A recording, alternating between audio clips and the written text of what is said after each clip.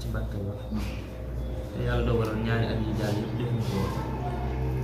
ren jii bi ñu toogee ba xalaataat ci waxtaan jàpp ne luñ war a mën a wéyal la ndax bisub Cheikh Modou Lamine waruñu ko bàyyi muy widd rawatina sëñ Baara mi ñu tolloo ci xam-xam ci loolu ñun ñi nga xam ne yàlla dogal mooy ndaw ñi nekk ci seen borom kon wàllu boobu ñoo ci war a taxaw bu ko defee bi ñu taxawee ba woote réunion bi ñu ci waxtaanee itam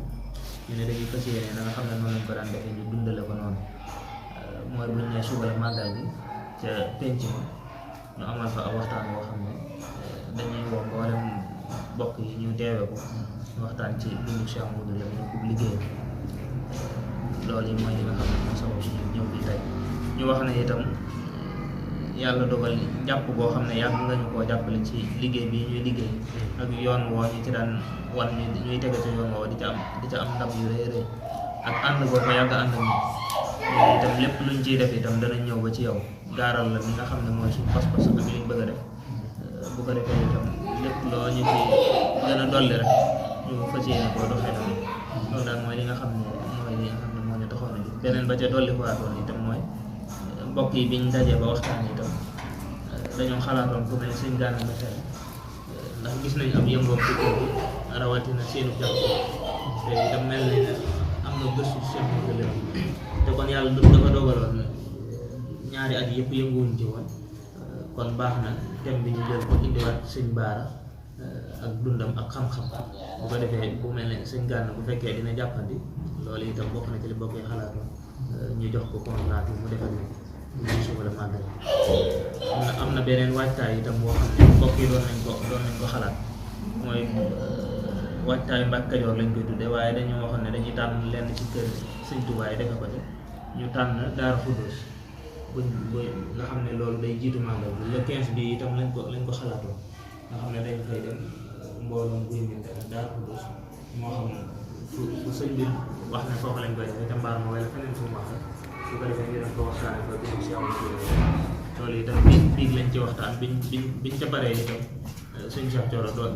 dem mbokk yi demoon nañ ko yàlla war fekkee mu ko waaye waxtaanaatoon nañ ci ko wax ni nga xam ne noonu lañ ko bëggee sëñ Mour Baara ba xam ne jot nañ fàtte yow mi yaay ñetteel bi nga xam ne ñëwaat nañu biñ ko séenu ci waxtaan bi ci digg itam say xalaat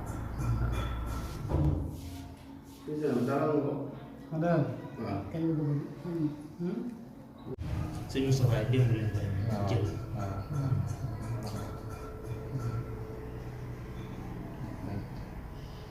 di leen sant bu baax a baax di rafetlu jigo yi ginnaaw ba leen nuyoo santal leen ñu jox leen seen wàccuwaay li ngeen doon di am mbégte bu baax a baax tànk yi ngeen dox jëm si ko ci munisme rëy na ndax lépp loo xam ne jëm na ci sëñ bi rek ñun dañ ñoo war a woo ndaw lañ ci dañ ñoo war a woo ñu daal di ñëw ëpp na tànk yëpp nañ ci ñun waaw ba di jégul rek bu baax a baax a baax